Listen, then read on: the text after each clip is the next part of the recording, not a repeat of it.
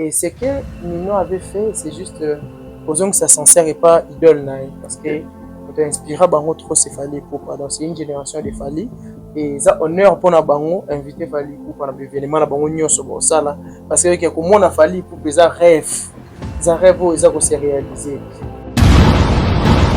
Public. Au public à Nino et que l'homme ko Fally Ipupa annoncer date ba aux à la prison parce que public wana ba consommer déjà Fally Ipupa. Voilà. C'est ça qui crée la différence entre Fally et d'autres artistes. Okay. Bon, quand on parle comme ça, on vient de nous juger, on fait une sur nos commentaires, tandis qu'on est en train de dire des choses qui sont vraies. Okay. Et puis, tu as des preuves tangibles. Hier, on a vu Stade Mbalikolo. Okay. Tout le monde a un concert à solidarité, on est entré à Fally, on sentit qu'il y a une star d'un côté. Pena, vie n'est pas dans la illusion. Eh, bien faire dans la illusion. On peut faire à Boulani. Moni concerne le stade de Marseille. Akanza bateau ne soit pas quand des bafans. Bateau à côté au fait. Quand ça se passe à côté na des bafans na eh. Parce que voir on se passe on a mutu. OK. Na na bafan ebele.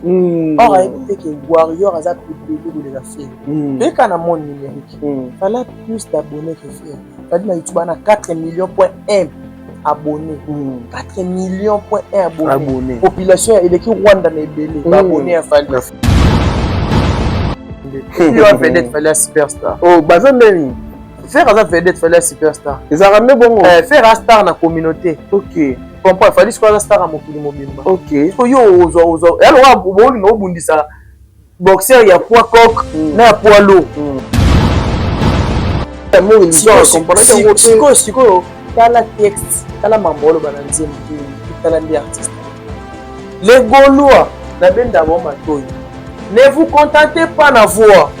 La voix ne suffit pas. OK. Pour faire la musique, il faut un contenu. Il faut un contenu, il faut un message. Il faut être intellectuel. Il faut être intellectuel pour comprendre qu'est-ce que Fally voulait dire exactement. OK. Faire un bien. Nande achelo kwa soso. Bon on est bon nde yango musique. Tandis que genre la musique yo lingo sala osala ngoma be ayebi te moni so teta ndika. Omela mai mela bien. So sala rumba. OK. Parce que monde yo linga kendo pa banda ko finga. Moi sala ngo sko bien te. Moi ça me fait en fait ça sonne pour na ngai. On a fait ma sala wana. Même maintenant balobi imbelo ayembi ils ont exercice na kongo mto oyemba bonga ils exercice ayemba regarde-moi nzemboni bachela ngoma kiele kaneti bosuka siko soto bito on le temps de comparer banzembo est-ce qu'on compare nzembo moko ya faire moko na ba style alinga yemba merci à moi dans ton regard j'ai vu la misère tu ne veux penser à moi ces étoiles qui brillent dans l'univers. Ils me font penser à toi. Maman n'a pas le bib, bonne Afrique, bonne Europe, bonne Amérique, bonne Océanie, bonne Asie, peuple congolais partout, nous sommes tous abonnés massivement à Cité Zahir News TV. La Cité Zahir News TV. Bagag, film, émission. Nous sommes étalés critiques à RDC. S'abonner massivement à Cité Zahir News TV. Eric Kabe, un garçon crédible. Pour le gens qui ont embouteillage. Nazalaki, Bekasi la montée Mateo, Kuna Bazolina. Yves Christianion, Warrior du Canada. Fais du bruit.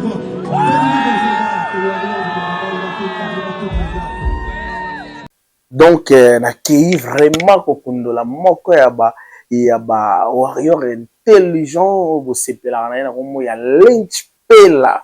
Vraiment c'est vraiment un warrior qui parle très bien, qui défend mieux son artiste Fally Ipupa na komo ya Lynch Pela que nazo honoré ya koyamba ya mukola lelo. Bonjour Lynch. Bonjour mon frère. Boni. Tranquillement tranquille. Ça fait longtemps et babonné na biso ya Cité Zahir ba makakio par ta manière de réfléchir au balabangoni au cours de l'émission bazozi là-bas yo rasu mutu na yo. Ah ouais, bah ça toujours accro hein, bah dans l'émission du début à la fin, je pense que matière est allée. OK. Il y a à boire et à manger ici donc bah ça a déçu tout à l'émission. Voilà, avec mon invité, au hasard, Moutamaël est vraiment parmi les warriors, on va le voir bien. En tout cas, bon, j'attends au Yoka du début jusqu'à la fin. Lynch pour Boni. Toko. Toko. Ouais. Toko, tu as tout droit. Dans l'actualité, ils sont récents ou ils sont vraiment moins. Pembeni. Lobby, tu veux bien que Nino obéit à concert, mais on ne savait pas que Eglaza parmi les invités. Autant la lobby. Aigle apparition une fois de plus c'est la troisième ou quatrième fois dans le stade de France avec la chanson Likolo fit avec Nino. Coco t'es Aigle tout le bilan En fait, côté professionnalisme, Fali, celui que tout le monde sait qu'il fallait pour parler professionnel. Ouais. Et ce que Nino avait fait, c'est juste posons que ça s'en sert et pas idole parce que on t'a inspiré bango trop c'est Fali Poupa. Donc c'est une génération de Fali et ça honneur pour na bango inviter Fali Poupa na événement na bango nyonso bo ça là parce que comme on a Fali Poupa ça rêve. Ça rêve ça qu'on s'est réalisé. Et puis pour côté public, communication entre Fali na public et Nino, c'est tout à fait normal parce que bazo nager na piscine mon en fait. Okay. Ce que Nino fait, Fali fait. Okay. Mais ce que Fali fait, Nino ne le fait pas. Okay. Bah, Nino baba petit et puis après si honneur et pas grand frère ne Fali Poupa. Okay. Et puis ba fan peut bazaki excité à Royoka Fali Poupa na Nino parce que bah comment peut-être sur scène T la concert ya Nino. Okay. C'était la première fois mon Nino a presté na Fali na concert on a bon je ne sais pas si je me trompe. Okay. Et puis on est à concert ya Munene. Okay. Et puis ça featuring la grande star. Okay. Fali star, Nino star, c'est ça qui fait que on mi balé cohésion en ezala. Okay. Donc pour moi, ezala le mot très étrangeté, mais faire partie quand on a grandeur na histoire et artiste et nabiso que ezala vraiment sollicité par-ci par-là comme il est pas sollicité à Batou, depuis va solliciter plus qu'on doit solliciter plus qu'un des sollicité à Batou. Là ça a grandeur et artiste et là c'est niveau et artiste. Okay. Parce que Nino ne peut pas inviter n'importe qui, okay. Surtout en France. Parce qu'en France on a pas Nino invité faut en combo. Okay. C'est là prouve encore une fois de plus qu'un artiste au basala rumba. Il y a qu'un seul artiste à représenter biso bato ya rumba valablement. À représenter biso tina ba France wana. Moi ba français bana posa oyoka. Il est le seul artiste qui a représenté artiste ya rumba valablement. Azape na combo na France parce que beaucoup des artistes congolais nous voient aujourd'hui bazara na succès plus na Kinshasa. Mais na bandenge ya ba France wana ezaka na communauté. Mais na sotali ce concert à Nino communauté congolaise bazaki mouké par rapport à la communauté musulmane tout le monde a chanté. C'est là et là c'est sous niveau il a fallu Poupa. Il a fallu Poupa avec ta stade de France on a tout le long parce que là c'est déjà la public au public à Nino il y a que l'homme a fallu pour annoncer date à la prison parce que public on a pas consommer déjà Fali Poupa. C'est ça qui crée la différence entre Fali et d'autres artistes. Donc quand on parle comme ça on vient de nous juger. Au fin de sur nos commentaires, tandis qu'on est en train de dire des choses qui sont vraies. Et puis, tu as des preuves tangibles. Hier, on a vu Stade Mbalikolo. Tout le monde a un concert à solidarité. On est entré à Fali, on sentit qu'il y a une star dans côté. Donc, c'est tout à fait différent avec d'autres artistes. On a ça bien. Il fallait pouvoir faire plus mieux. Voilà. Merci beaucoup. Et là, pour épingler, Nino, Mazaba idole, il a fallu. Là, tous les artistes belé au Baya va Fali. Nous avons des Kofi Olomide, nous avons des Ransom de JB Piana. Ce peut-être na ba Fali, tout le monde a fait rigola, baza belé au bazawana. Mais pourquoi seulement ba jeune wana bazora comme référence na bango comme idole na bango tout le monde a bazara plus attaché na référence na bango na Fali. Pourquoi? Fali premièrement as un modèle. As un modèle, il y a toute une génération. Fali Poupa. Faire n'est pas un modèle.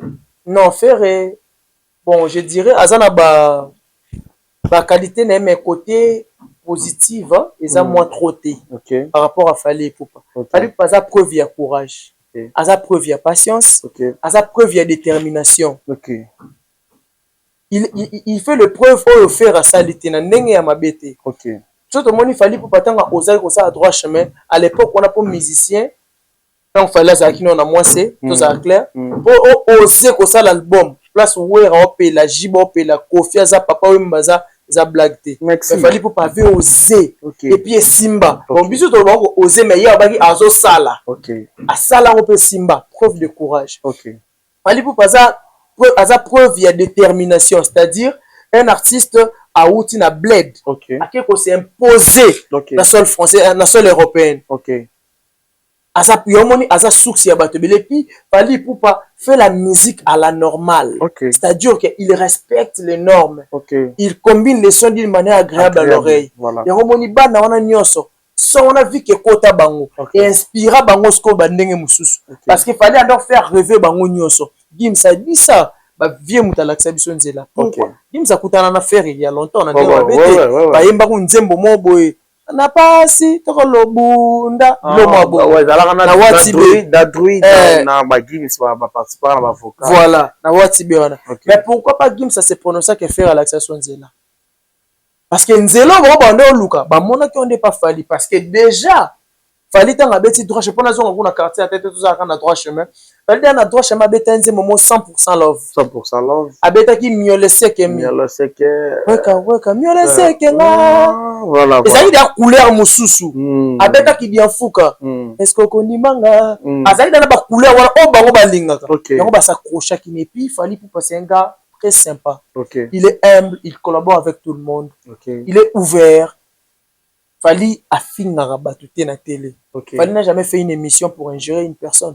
Mais faire, on le sait tout le monde. Première soin, il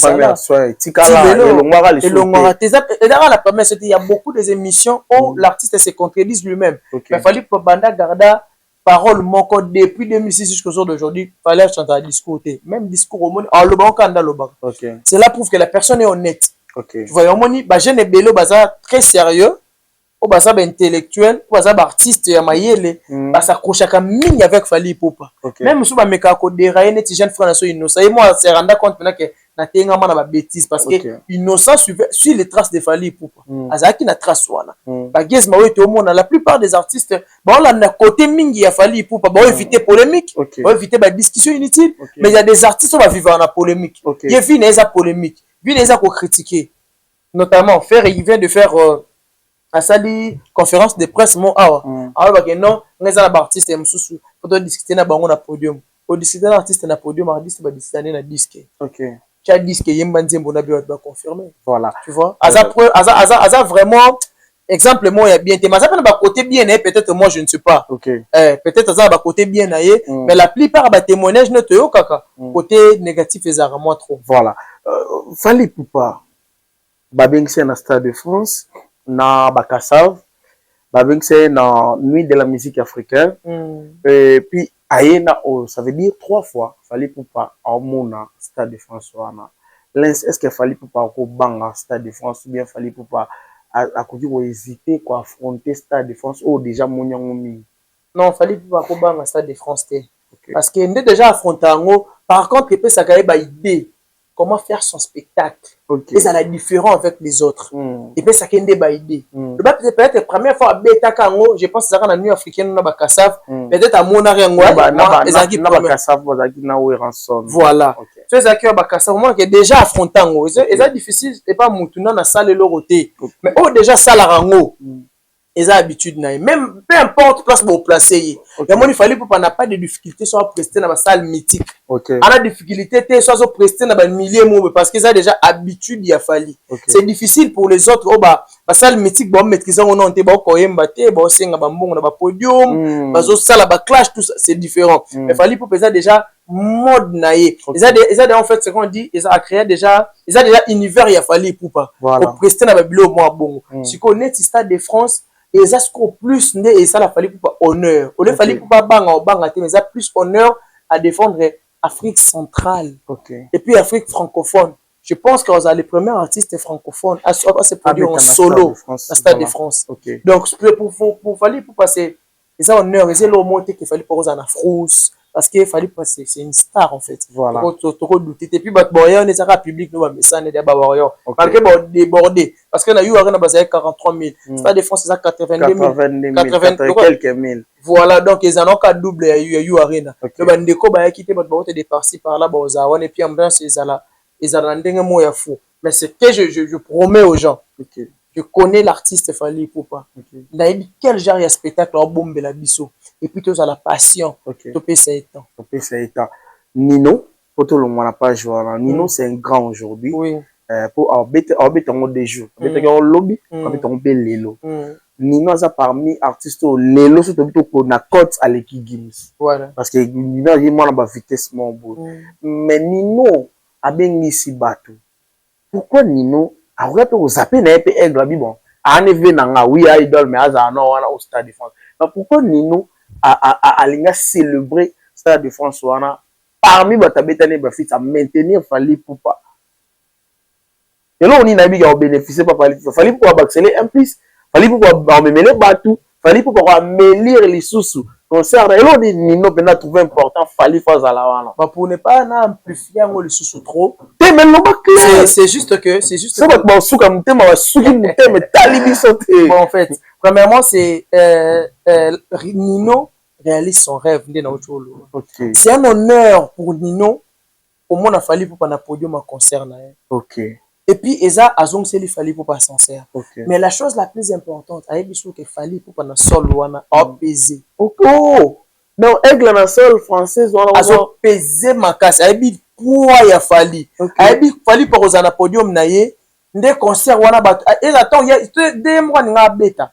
Les gens balinge batala on va comprendre que ça quand mais so ba moi sou Fally Ipupa il était présent. Bat batala on a angle mususu. OK. Angle mususu. Et puis Nino a choisi Fally pour représenter valablement les Congo. OK.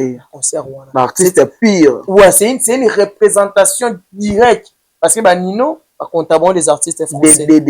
Mais Fally Ipupa ça non attaque artiste congolais. Donc c'est une façon de représenter son pays autrement. Le roi Léopard arrête de défendre la Coupe du monde. C'est qui est Fally. Le Fally Ipupa représenter musique congolaise autrement. Et on Nino tient na podium pour représenter Congo. On le biton en mataki drapeau. Mina mindé ba tomber drapeau. Pour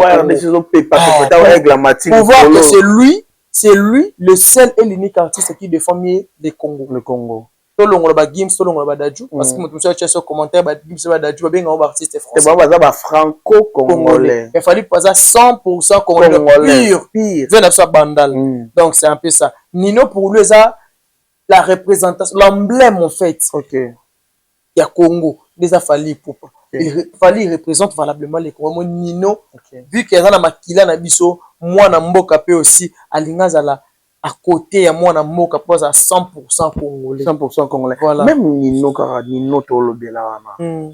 Tebi lelo bataille sabiso Kofi aza grand penda grand niveau sakanate. Parce que tant que tu tolo ba pour l'instant fallait l'équipe ba boya bazongi sabiso bido grand bobo.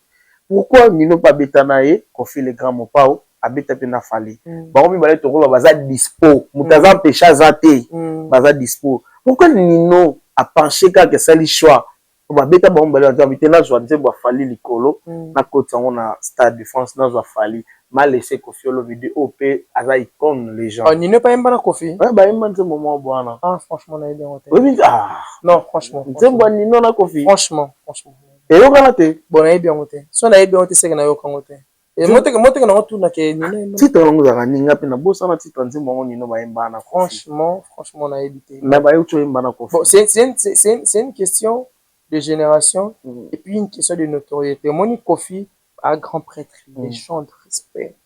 Mais comme vous faites là en France, Kofi Kofi a la communauté, je vous jure. Moni Kofi et Zana bateau bakoye ba Kofi, cause la bakobe ta biographie il y a fait sur quadra. Peut-être ba mikolo peut-être Rose elles sont invités ou peut-être événement moroboyé de Moni non journal TV5 Afrique non grand artiste Kofi Olomide à Salaboya. Mais à l'instant nous parlons ce que bengi moi na mon boya ba France on a non parce que c'est une question de génération je répète. Musique à Kofi ça là succès et souka ba 2006 ba succès à Kofi. Bon ba bon no sta beti c'est un succès. Est-ce que banana ba bote na 2005 2006 ba koli nettement en 2005 aujourd'hui là il ou elle a 20 ans. La personne wana a ba musique à Kofi té. Parce que tant il y a beauté ma coutine de Fally azo trôner azo régner. Parce que musique ya génération succès ça pas bana mikena bana basi. OK.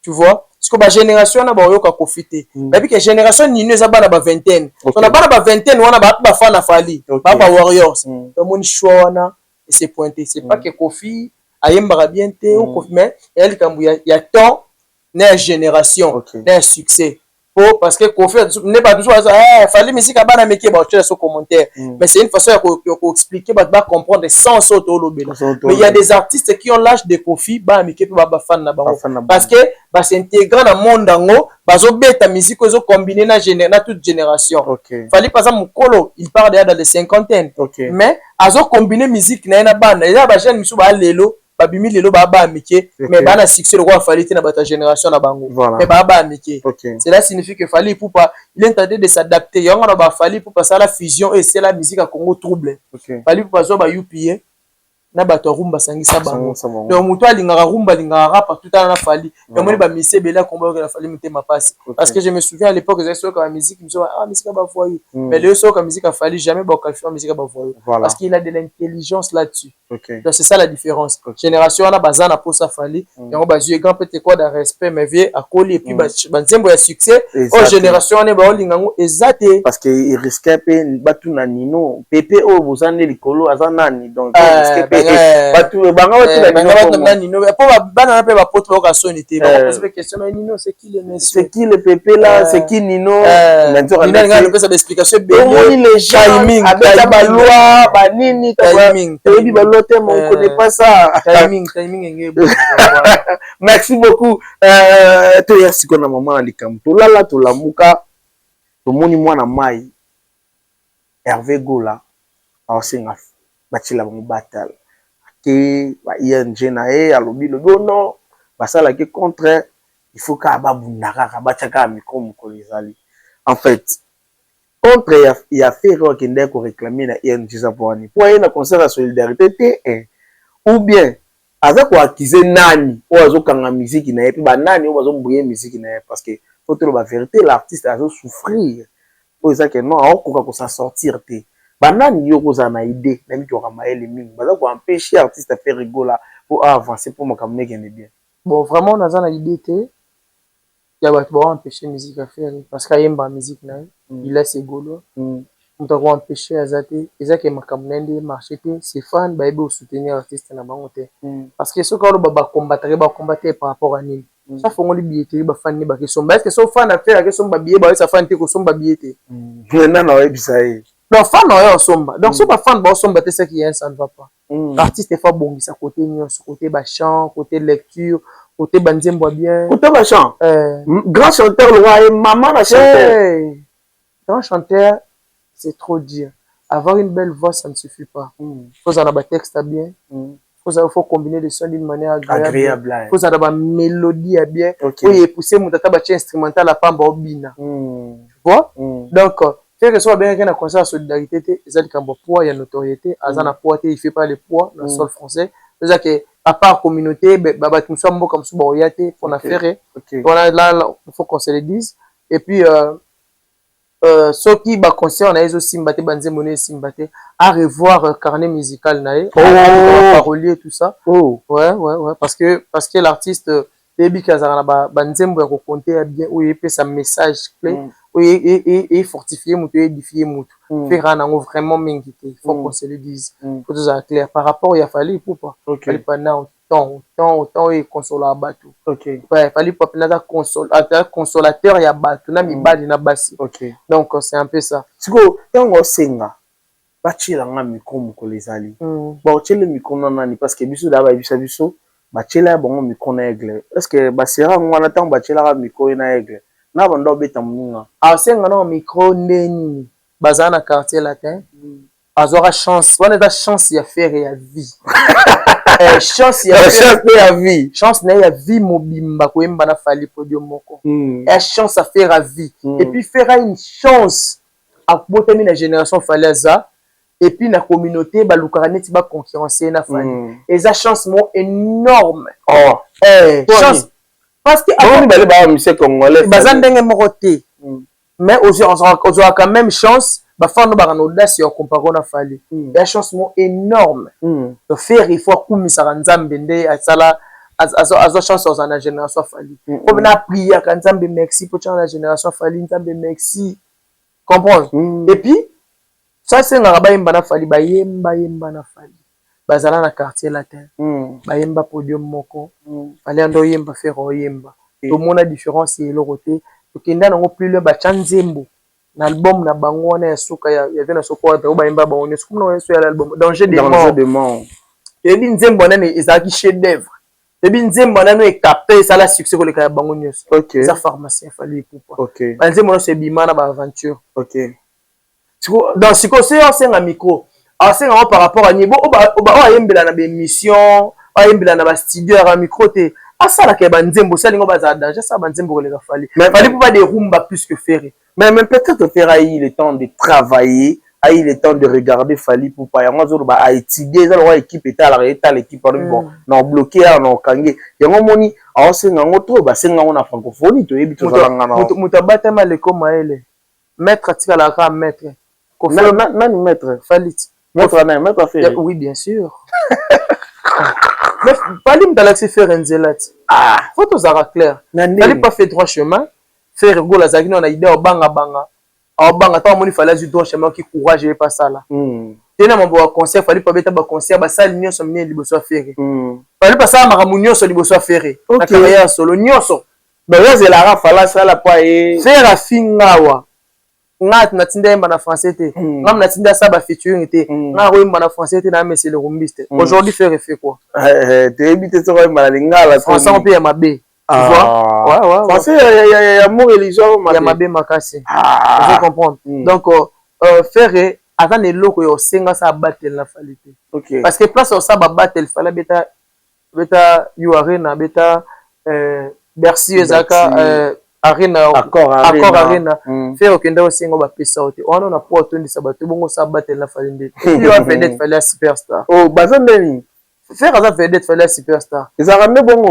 faire un star na communauté comprends Fally soit star à mokili mobimba so yo ozo alors bo no bundisa boxer ya poids coq na ya poids lourd alors ko bolimo musa champion abiso ndeko nanga Martin Bakole ba bonne chance na yemta obunda lelo alors ko bundisa Martin Bakole na Flo Mayweather Flo Mayweather aza poids coq encore obunda Martin Bakole te Martin Bakole aza poids lourd ko fala za lourd faire aza coq pour ça battle ndeni de simbate donc eloko ya lukana za rêve monde a mis vraiment amour illusion eza illusion pena oyo sala na mutu na rêve le plus fou un jour na je suis chance au yemba podium mona Fally parce que faire c'est un warrior en réalité faire un des petits Fally en réalité faire un des petits Fally voilà ce que ba yé nde balba ba ko c'est la ko makambo te dans amour illusoire tout non est-ce que du côté test nan a respecté nan nzembo na kati ko pesa na titre et puis ko respecter na ba parole ouais bon la nzembo bimi premièrement ils ont des mondes différents ils ont des univers différents donc on comprend non bangoti et puis surtout côté texte tu vois que fallait obéta réalité il y a les camps lui donner le temps dans tout ce qu'il fait même Gabolingo faut attendre maintenant faire effet atali novela sabatuna TV a jusqu'au novela soana aye siko nde abeta ngona nzembo tandis que l'histoire ya film a biso total on déjà toyebi parce que là on va filmer ba nigérian et ça est sikate nzembo oui il y a des gens on va ça là ba nzembo ezala que azuka une partie introduit on nzembo peut ça monné mais faire une histoire ya batu ya film aida yembi yango et alors on est sur muto yembi nzembo histoire à Congo eza na ngelo ko étrangeté parce que l'histoire on sait to yebi histoire na bandi bo suki bo c'est ce que fait il a reproduit histoire à film abatu aye nango abetela nzembo atali novelas atali film na Nigeria presque même histoire ba plagiat comme belé souka na plagiat donc l'artiste avant d'atali amour histoire atala bonne la sangisango na yemba on peut sa forme so bon on titre on a accompagné qui teste te amour illusion accompagné siko tala texte tala mambolo bana nzembo puis tala ndi artiste ayembi les Gaulois na benda bon matoyi ne vous contentez pas na voix la voix ne suffit pas pour faire la musique, il faut avoir un contenu. Nzembo faut avoir un contenu, il faut avoir un message. Fallait pas une nzembo intellectuel. On y temps fallait. Les nzembo intello. Il faut être intellectuel pour comprendre qu'est-ce qu'il fallait voulait dire exactement. OK.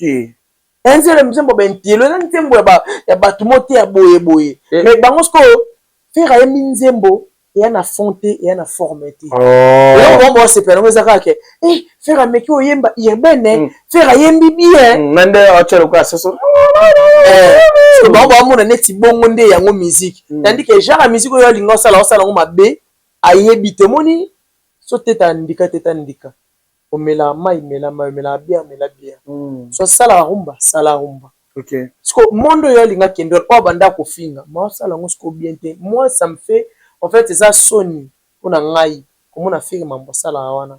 Même retenir balobi yimbelo ayimbi eza ba exercice na Congo mto oyemba bonga. Les exercices ayemba regarde-moi. Regarde-moi nzemboni. Ba chela ngo makele kaneti bosuka. Siko so to bito ndo temps de comparer ba nzembo. Est-ce qu'on compare nzembo moko ya ferre? Moko na ba style ya linga yemba. Merci à moi. Dans ton regard j'ai vu la misère. Tu ne veux penser à moi, ces étoiles qui brillent dans l'univers, ils me font penser à toi. Tu n'as jamais supporté l'hiver, tu ne veux penser à moi. N'oublie jamais l'espoir nous libère. Je pense qu'on est si... Tu vois notre texte, voilà.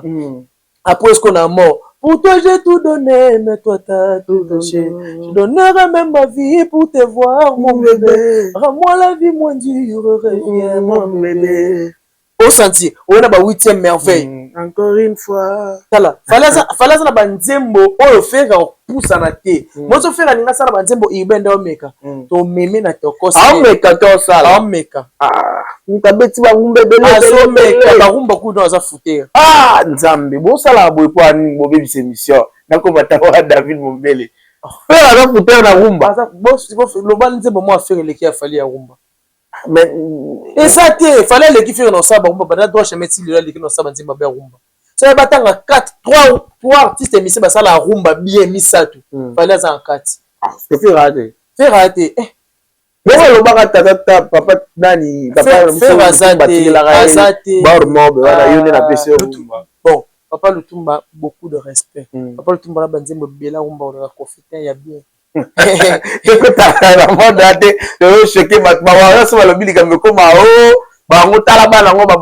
Voilà, donc c'est la pure vérité en fait. Faire na monde au bande ko finga ndindo rattraper. Je demande à tous les journalistes ba confrères na ba journalistes poser na quoi so boyambi faire c'est vérité que faire on doit que yo yemba na français on doit ko ça featuring te beaucoup na réponse ne sur les années. Parce qu'il y a un homme martelé sur Yango. Parce qu'on a la réponse, il y a différence au bi.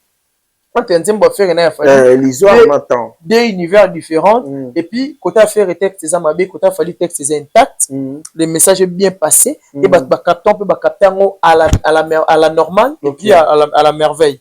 Donc, il fallait pour pas faire quelque chose d'extraordinaire. Quand tu vas comprendre, tu vas monotonie, même style. Ça, la musique à Michael Jackson a tout le même rythme.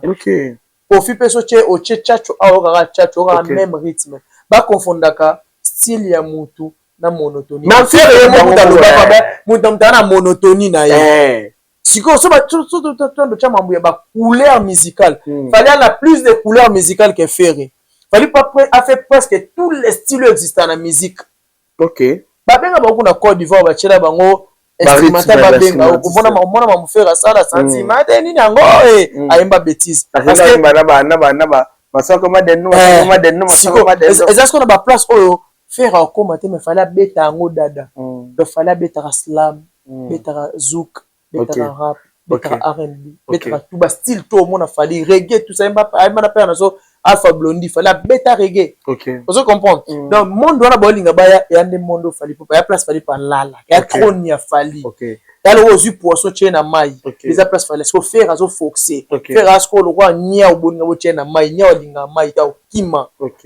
Mais alors faire ego là sur le plan numérique alobi ke badara belé baleka ba ne belé l'artiste aloba ne mission na ça qui dans le parcours. Même Aigle et Morabi qui va les camarades, ça la rebelle que les camarades warriors. Chanson on a mis une journée, Tout comme on dit, un jour avant, Nzembo, il y a tant il fallait pour handicap la merveille. Donc, beaucoup de côté, on a petit fallu en la carte. Mais, na minute sur la zone sayo, aigle qui n'a pas 300 et quelques cas, et faire la zone danger là-bas, ça, on a quelques, on a comme à 200 cas. Azad on a 2 jours. Mais aigle, on a un jour, on a 300 et quelques cas. Si vous avez un monde, on a bien on peut aussi la ramba mort. Et dans la nuit, on a bien là, on a golong, on a naté. Pour ça, tu as même pas un petit peu de 6 à 5 minutes. Pour ça, tu as la Paris, la défense arena et belé mon anaté. ING en oyo, ING, billet le moins numérique et côté na maboko. Et comme ils sont pas billets, sont pas billets. Parce que golong artiste, ils va la rebeller. Bah, consommer, pourquoi? Faire et pena, vie n'est pas une illusion. Et bien faire une illusion. Oui, faire à Boulani. Moni concerne le stade de Marseille. À quand ça bateau ne se bat quand des bafan na. Bateau à côté fait. Ba côté fait. Quand ça se bat pas côté na. Des bafan na. Parce que voir au sport chango na mutu. OK. Na bafan ebele. Or a évité que Warrior a zappé belé pour les affaires. Et quand na monde numérique. Fallait plus d'abonnés que faire. Fallait na YouTube na 4 millions.1 abonnés. 4 millions.1 abonnés. Population et l'équipe Rwanda na ebele. Abonnés à Fali. Tu es na TikTok kolobate, tu es na Instagram kolobate. Partout faire avec nous faire na ba abonnés. Parce que ba abonnés on ya ba fano ba basé belé. À ça la illusion na ba golo ya Kinshasa. Tout le monde entier. Yamoni balobake les Warriors sont partout parce que tant que tu vas partout c'est gasé belé ko le kayo. OK oui. Parce que au Kenya Indonésie au kuta Warrior, au Kenya Australie au kuta Warrior, au Kenya Philippines, au Kenya Nicaragua, au monde que ba Warrior baza partout. Grand joueur au Barcelone Lamine Yamal Warrior. On se comprend. Si yo ba bosé belé par rapport à nini Nzembo yango na batala raté. Au sala 1 million de vues, abisa Nzembo nemo manza mona 207. Écologie. Bande kangama na 1 million de vues. Parce que 207 c'est comment 4 millions. On se comprend. Il y a une très grande différence entre Ferry, les fans de Ferry et les fans de Fali. Les Warriors sont partout dans le monde. Okay. Les Warriors baza ebele koleka bagolois. Talara évolution yo banzembo ebimia. Là ça on comprend des score grandeur. Et puis Ferry yemoko laisser. Alors bango ka pour appeler ba fan na e, amise galerie des ala account ba ça ba mona oui aloba kiango. Pour dire kaka aloba neka porte mais lui-même conscient. Il sait que oui, les Warriors sont beaucoup. Puis ils sont partout. Par exemple, à Congo, Kinshasa, Brazzaville, Angola, Cameroun, Côte d'Ivoire, presque Afrique tout entière.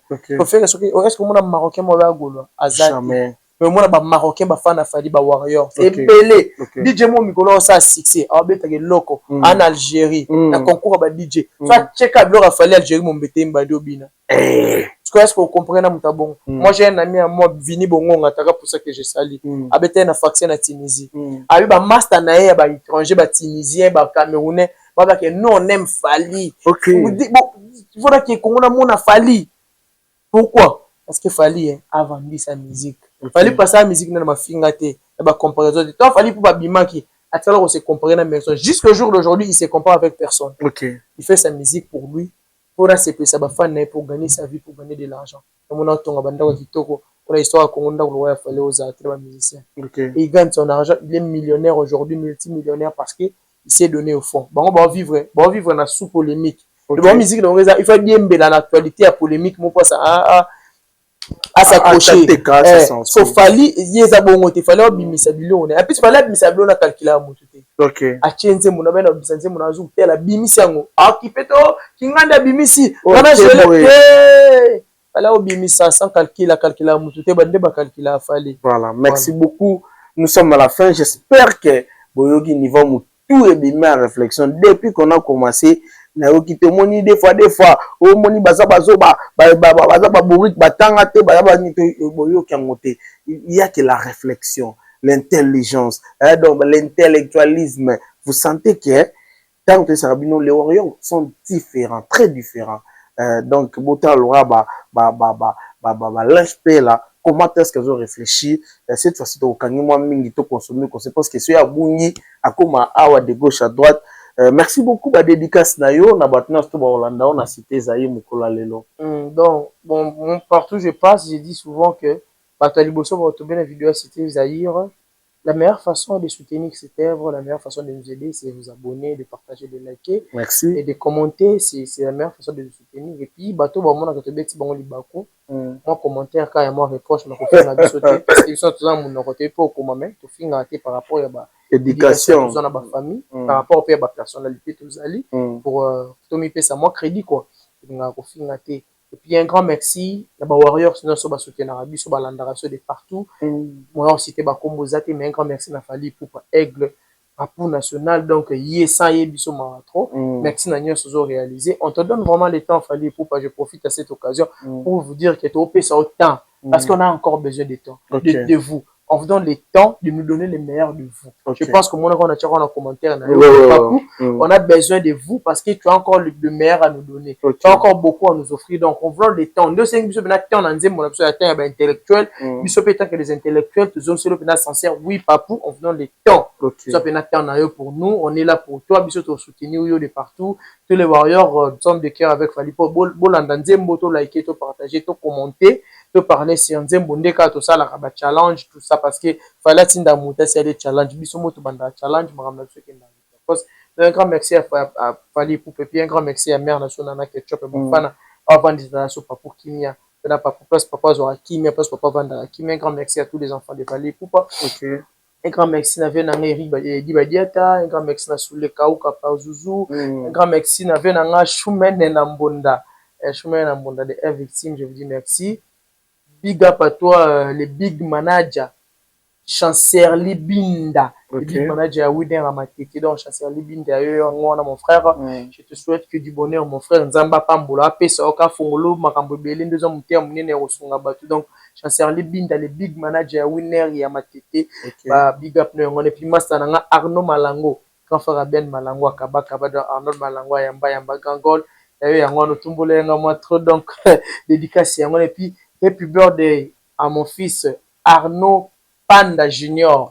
Arnaud Panda Junior depuis l'Angola. Moi, on est master Arnaud de Panda Madimba depuis l'Angola. Donc, joyeux anniversaire, mon fils. Et puis, un grand merci à vous de vouloir penser à moi et puis de m'inviter.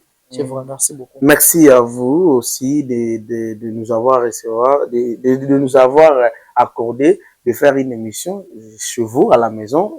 Et ça, maintenant, surtout ndako ya mbio eza ndako lipamboli donc ndako ezala encore plus béni na nde ya mbi Cité Zaïre mokola lelo. Merci na babonné surtout ya Cité Zaïre télévision. Là je vois le premier abonné le boss Yves Cristiano Naratala le warrior au Canada la Narafali pour partout. Merci na yo partenaire numéro 1 ya Bob Kokisa.